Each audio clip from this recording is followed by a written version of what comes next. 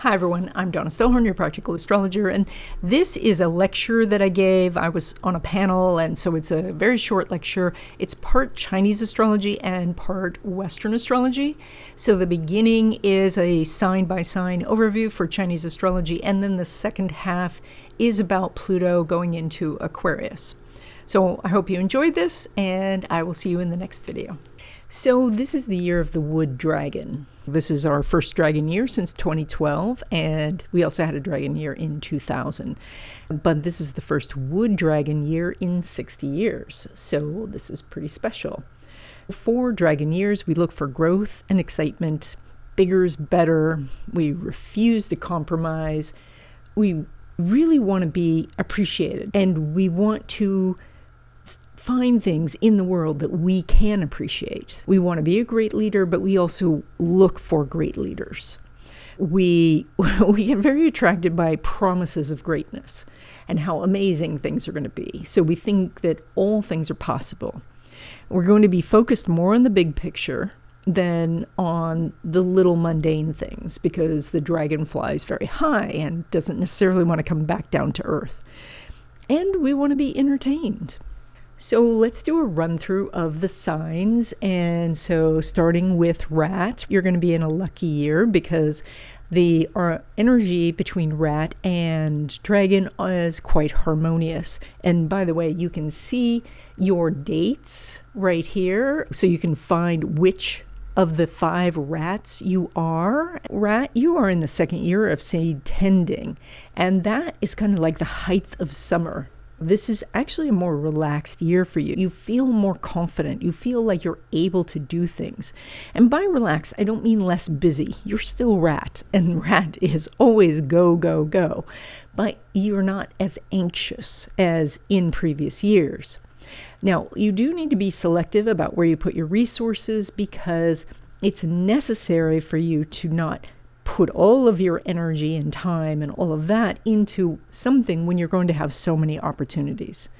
This is a year of business and career growth, and you do need to do networking so you can make good quality contacts. For those of you who are born ox, this is the square energy from a Western perspective. And so this is the first year of seed tending. And so that's the first year of summer.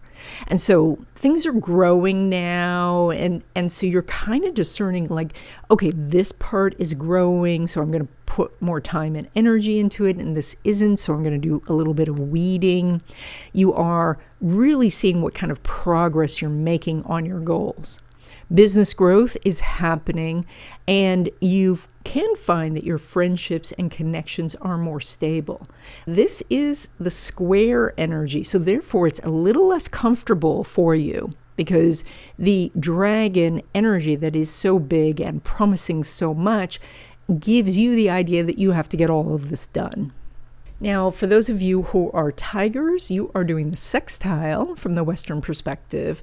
And so this is the end of spring. This is the last year of seed planting. And so you're still kind of looking at new options and things like that. And by the way, if you haven't changed residences or a major relationship or your job over this last couple of years, you're definitely going to make a change this year. But if you did make a change, then this is going to bring new opportunities related to your job. And yet at the same time, you get more established routines. Like there was so much disruption over the last few years that now things are getting into a routine. You're seeing some of the signs of success. You may not have everything you're looking for, of course, but you're starting to see what's starting to grow. Change is a little bit easier. You've had a couple of years of practice, and casual connections can get more serious. So therefore, if you're just dating, then you could be moving into a long-term relationship. Now, Rabbit, this is your second year of seed planting, and even though from a Western perspective, it's a semi-sextile, which is a slightly irritating aspect, it is a much easier year for you. Last year, where there was disruption and change, this is so different than what Rabbit normally wants, which is peace and to stay home and, be with family. And so the energy for you this year is going to be much easier. There are opportunities for new connections, and you could see some steady results. We do see for this year that your job, your home, or your relationship are still a little bit in flux. That is especially true if you did make a change last year. You might be looking to go back to something that you did in previous years because the change that you made this last year maybe doesn't feel comfortable yet. So there is a feeling of still being in flux. And you have more focused effort now. And because it's a little bit of an easier year, you feel like you can focus on the things that you want to do. Now, for those of you who are doing Dragon, this is your year. So you're, of course, doing the conjunction. This is your first year of seed planting. So that's the very, very beginning of spring. It is a very busy year for you. You have so many opportunities for friendships, new job, new connections, maybe even a change of residence. And so the challenge is as you're planting all these different seeds is to see what's working and what's not, to not just be focused on the next shiny thing, but to also pause long enough to see if something is taking root. But we do see potential for new job, new home, new love, lots and lots of change. So if there is things that you don't want to have change, then focus on the things that you do want to change. Don't try to stop change from happening, but redirect change energy in the area that you want. Then if you are Snake, this is your 12th year of your 12-year cycle, and so you are doing the semi-sextile also. This is your last year of seed saving. So this is the winter months just before spring. And so this is maybe a time where you're wanting to move forward, but you have to finish the past. And so this is about reflection and planning for the future. Maybe you're going back to school, maybe you're studying something. And there's so many different ways to get certification these days for no money at all, especially in some of the technology areas. This is a time where you might start small projects. You might, from a farm standpoint, start little seedlings in your greenhouse or in your kitchen just to get a little bit of a head start. But mostly this is about finishing up, cleaning out, and planning for the future. Then if you are born horse, you're doing the sextile this year, so this could be quite a good year for you. This is your second year of seed saving, so you're in the middle of winter, and that means you're in a routine, you have stuff in the larder, the job is going along pretty well, you're taking an inventory of what you have, possessions-wise, skills-wise, connections-wise. You have a little bit more time for relationships and friendships, and you have more time to explore what you want to do. And so this can be some real opportunities to discover new hobbies, new interests, and new friends. Now, if you are goat, this is your first year of seed saving. You're doing the square energy. So it's the beginning of winter, and you are kind of in competition with the dragon, which is interesting because the goat climbs to the top of the mountain, but the dragon can fly. So you're the highest of the non-dragons, because you've climbed to the top of the mountain. And so there's a little bit of competition, but it's possible that you could win awards or gain recognition this year. You can take a break. Harvest is over, and so you are now settling in for winter, maybe taking stock of what you have. This is a time where you may be looking for passive income sources, investing, preserving things rather than focusing on growth. Now, if you are monkey, you have a very harmonious year coming up. You are doing the trine energy. This is your last year of harvest. And so because of all of the high-flying, over-the-top energy that dragon brings, monkey, you feel very fine with that. And so success can come very easily during this time. You're in high demand. Your popularity increases.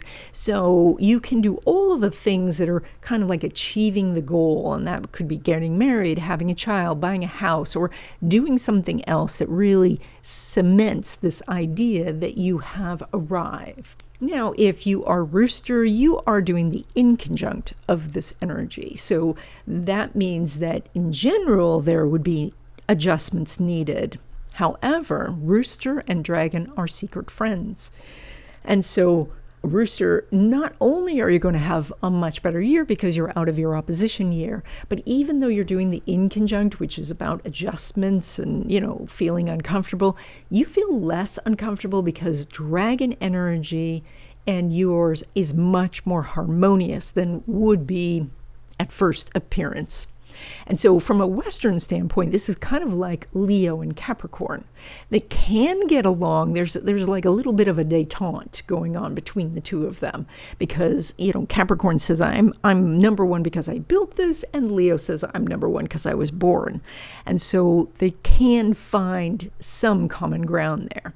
Now, this is your second year of harvest, so it's a very busy year, lots of opportunities for expansion. Your job can be more stable, or you can get a promotion. There can be business growth, strong relationships, good connections. This can be a very profitable and successful year for you. Now, dog, you are doing the opposition year. This is the most difficult placement of the Chinese zodiac, is the opposition. And so that means that this can be a difficult year because everyone's turned around and facing the dragon and not paying much attention to you. So you're going to have to bark a little bit more. You're going to have to do a little extra to get the attention that you want. This is your first year of harvest. So even though you're doing the opposition year, this actually can be quite a profitable year for you. You just have to speak up. So there's a lot to do. There are opportunities everywhere. It's possible you could get a promotion or a new job. You can establish relationships. You can get engaged. You can move things along. But mostly, this could be a very financially abundant year for you.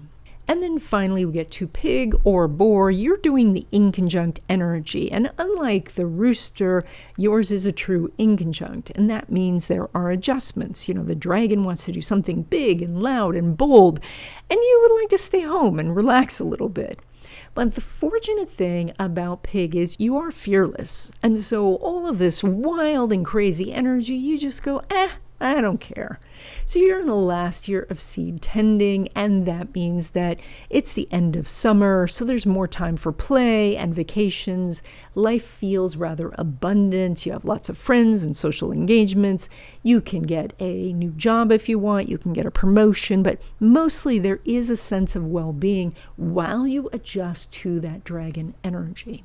I want to talk about the different elements, and hopefully you saw your element in one of the previous slides, but if you didn't, and you were not born in January or February, then it's very easy to tell what element you are, and that is people who are wood element are born in a year ending in 4 or 5. Again, not January or February, you will have to check. People who are born under the fire element are born in a year ending in 6 or 7. People who are the earth element are born in a year ending in 8 or 9. People who are the metal element are born in a year ending in 0 or 1. And people who are the water element are born in a year ending in 2 or 3. So the element for the year, of course, is wood. So if your element is wood and the element of the year is wood, then you're in harmony with the energy. And that means you want to grow. And the whole world supports that. You can expand your knowledge, you can expand your bank account, you can expand your connections, and you have access to every single resource necessary for expansion.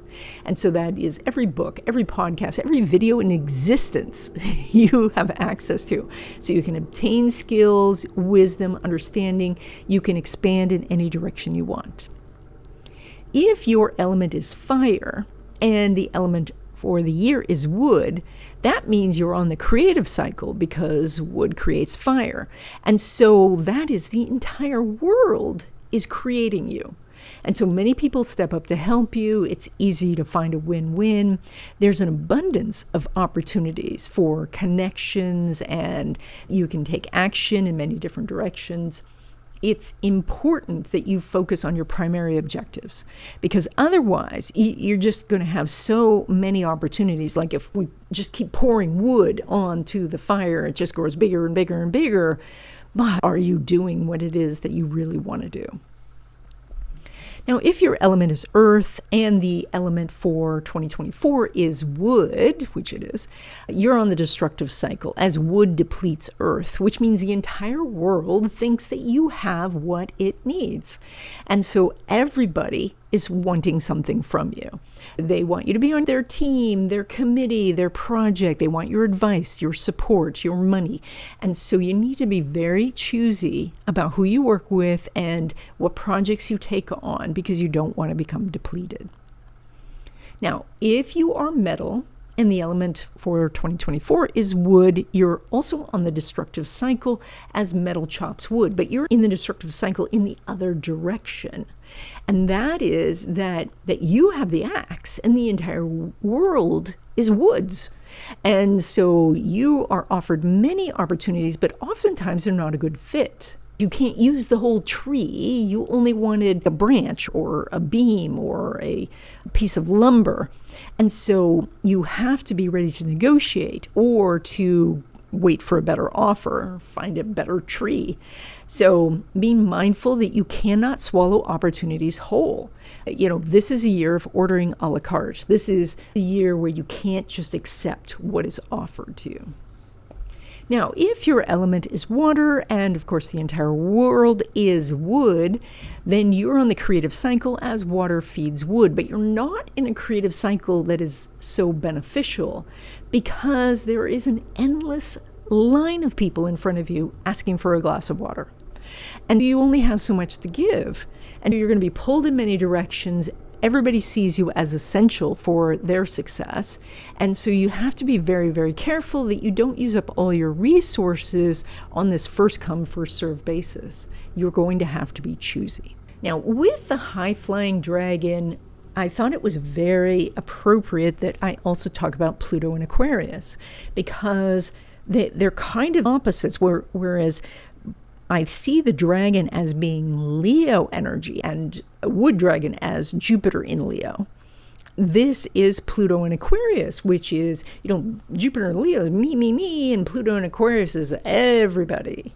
So let's talk about Pluto and Aquarius. And so Pluto's transit is 248 years, which means that it's going to be in Aquarius for 20 years. And of course that varies. It varies per sign because of the very odd orbit that Pluto has. So I ran into this thing where it said there are 3 common traits for the most successful people. We're talking about the billionaires out there, the super successful, the uber rich. And they're all Pluto traits.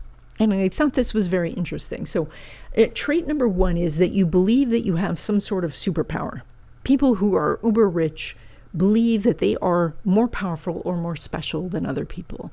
And at the same time, they also feel fundamentally unsafe. They don't feel good enough. They feel that the world is a dangerous place, or they feel vulnerable somehow. And so that dynamic of that push-pull of the Pluto energy saying, I am all-powerful and that death is going to get me, that push-pull just focuses people on creating success. But the third thing that they need is impulse control, which is also Pluto, because Pluto is about control. And so the uber successful ones are the ones who can keep doing the same thing for years and years and years and push through the boredom and the tedium and the failures and keep going because they believe they are special and that they are unsafe. And so those 2 little blobs up in the corner are marshmallows. And this is related to the famous marshmallow test. And that was that they took little kids and they put them in a room, and in front of them was a plate with a single marshmallow on it. And the person conducting the test said, you can eat this marshmallow, or if you wait until I come back, you can have 2 marshmallows. And so some of the kids ate the marshmallow and some of the kids waited, and they followed the kids throughout their lives and found that the ones who waited were the most successful. They were more successful than the kids who didn't have the impulse control to not eat the marshmallow. But the thing that Pluto adds to that is, how long are you willing to wait? I mean, if the kid was, say, willing to wait 5 minutes for the second marshmallow or 15 minutes for the second marshmallow? Because Pluto says, I'm willing to wait for years. Now, what should we do with Pluto in Aquarius? What is Pluto in Aquarius for us? And it is about, it's time to find your tribe. It's time to build your audience or make friends, because Aquarius is about community. It's about finding like-minded people or finding people you like. It's about connecting with others. And then the Pluto part is, then you can share resources. And that will increase your power and safety. And so how long should you do this? Well, Pluto says you should do it for 2 decades. So you might say, hey, I've tried all this. I have talked to my neighbors, but then they didn't call me back, and I've knocked on doors, and I've tried to make friends, and Pluto says 2 decades. Do it for 20 years, and then come back and tell me. Now, what else do we see for Pluto in Aquarius? Well, more in the world, that friendships and alliances extends out to countries. And so who's going to be China's friends going forward? Who are they making alliances with? Who's going to be Russia's friends? All of these sort of energies are going to shift the dynamics around us. There is also going to be the question of monopolies, and collusion is going to be on people's minds. The wealth gap is going to be extremely much on people's minds. Jeff Bezos made $7.9 million per hour in 2023. And so that contrasted with the fact that something like 75% of the population of the earth makes less than $1 a day. So will we need universal basic income? There's a bunch of studies going on in different cities for universal basic income. I think there's going to be a shift in power. I think the superheroes are going to go away. I think instead it's going to be a group of people who were seen as weak or vulnerable and now suddenly have power. And we're going to get movie after movie about this to remind us that this is possible. There was a TV show called The Power, where one day all the teenage girls woke up and they had the power to electrocute somebody. And even in the Wheel of Time series, where the book was written to have a single protagonist, this guy who becomes the dragon and is going to change the political fate of this fantasy world, when they did the TV show, they had him in a group of people were around him and instrumental in his rise to power so that they were all equal. There's going to be this shift of wealth that could happen through the mining of asteroids. I mean, what happens to the price of gold if you suddenly bring back an entire asteroid of gold or of platinum or of lithium or any of these other things? So something that we saw as a storehouse of value may not be so. But Pluto in Aquarius is the ultimate black swan. And in black swan, if you haven't heard of that, that is a financial term for an unexpected thing that happens that transforms everything. And because it is so unexpected, it is unpredictable, which is Aquarius.